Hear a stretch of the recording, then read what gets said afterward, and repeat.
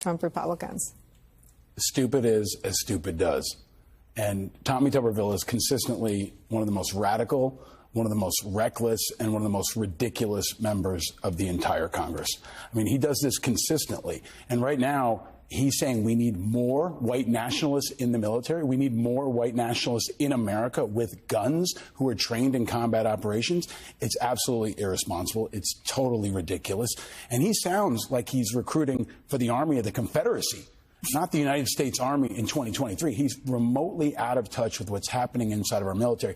His blocks on almost 200 flag grade officers is throwing a total wrench in the entire Department of Defense. This is absolutely radical. This is not even a Republican position. This is a very unique, isolated, radical position by one guy who really knows football fields and clearly knows absolutely nothing about battlefields. I think the value of it, though, is that when the curtain drops and you see them for who they really are, you have to spend some time probing and trying to understand what the consequences are. And I want to play, it's not new, but this is Mark Milley having to defend himself for wanting to understand white supremacy and white rage. I want to understand white rage, and I'm white, and I want to understand it. So what is it that caused thousands of people to assault this building and try to overturn the Constitution of the United States of America? What caused that? I want to find that out. I want to maintain an open mind here, and I do want to analyze it. It's important that we understand that because our soldiers, sailors, airmen, Marines, and Guardians, they come from the American people. So it is important that the leaders, now and in the future, do understand it. I've read Mao Zedong. I've read Karl Marx. I've read Lenin. That doesn't make me a communist. So what is wrong with understanding, having some situational understanding about the country for which we are here to defend? I don't know that there's anything Chairman Mark Milley has said that has enraged the right more than that statement. Wanting to understand them and wanting to understand them because they're in our country and in our military enraged the right. And it feels like this is the bookend to that. This is the why, right? Because we are them, they are us. Well, know thy enemy. I mean, that's like a basic military strategic doctrine, right? Everybody knows you're supposed to understand it. And the Defense Department has said consistently that violent white extremists are one of, if not the greatest threat to our national security. That's established.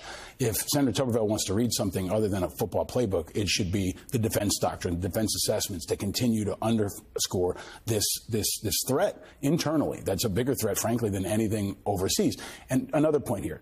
He's talking about recruiting, and they're attacking the military as woke and why our recruiting numbers are down. Our recruiting numbers are down also because women don't want to join the military because they might be from California or New York and might get stationed in a place like Alabama where they have no rights to abortion health care. Right. So they don't understand the modern military. And Tommy Tuberville doesn't understand the modern military. And what he does is supporting our enemies. Our enemies are celebrating. Vladimir Putin's somewhere watching this going, thank you so much. Just keep on giving it to me. It underscores how this is beyond politics. This endangers our national security, and he should resign in disgrace. This is an absolute abomination. It's so far beyond the norms of the Senate. This is not even this Republican Party. This is one guy who should resign in shame. His words are gravely damaging, and his refusal to think about the consequences of his actions on our military personnel and families is a stain upon this chamber. It's a strong statement, Paul, but it comes up short of tying, right, white supremacy back to McVeigh, back to Waco, back to Trump. And he's right, but it's also coming from Chuck Schumer, so often it'll be seen as a partisan, fight. This is so much bigger than that. I mean, this is the spawn of Trump. This Tuberville is assuming this mantle of being a radical kind of political suicide bomber, just going in on behalf of the cause and blowing up anything in this crusade, right, against abortion, now these words on white nationalism, and this nasty populism, right, that in its worst form appeals to the worst parts of this country. But we can flip it back on him. He's also a senator elected from a state in Alabama. I went to basic training in Alabama in Fort McClellan. Alabama's conservative, but it's not Tommy Tuberville. And he's blocking the appointments and promotions of generals and admirals who are from Alabama.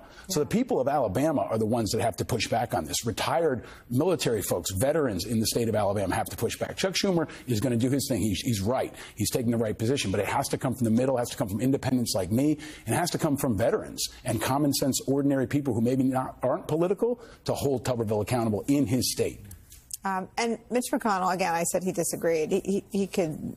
Took him too long. Took him long enough. Time. He took a long time to say it. Exactly.